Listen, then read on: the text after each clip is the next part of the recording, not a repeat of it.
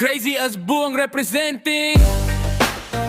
Yo, para sa mga certified chameleon sa lugar at UpX, makinig ka, baka ikaw to. Pag may camera, ikaw ang pinaka. Bakit? Pag may posisyon, biglang bait-baitan ng ambit. Pero pag wala sila, ikaw ang pinakay-aye. Ibang tono, ibang muka, grabe ang display. May talento ka sa pang-acting, dapat may award. Best supporting plastic, ikaw ang nakagad. Konting puri lang, todo tanggo agad. Kala mo may bonus, bawat opo na bigat. Tips gani, graduate ka na. Summa cum laude sa plastic, kanta mabay. Na hangin, lipad ka rin. Walang sariling paninindigan sa hangin. Tips gani, tasno ka pa. Pero likod mo'y puro agenda.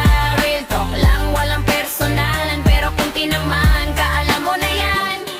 Online, humble offline, maangas pag may kailangan. Biglang napakaangas, laging may script, laging may linya. Pero pag ikaw na wala kang paninindigan, hindi mo kailangang sumunod sa yapa para lang umangat sa isang hakbang. Kasi ang respeto hindi pinipilit, hindi kinukuha sa sobrang pilit. Tips gani, graduate ka na. Summa cum laude sa plastic, kanta mabay. Ng hangin, lipad ka rin. Walang sariling paninindigan sa hangin. Tips gani, taasno ka pa.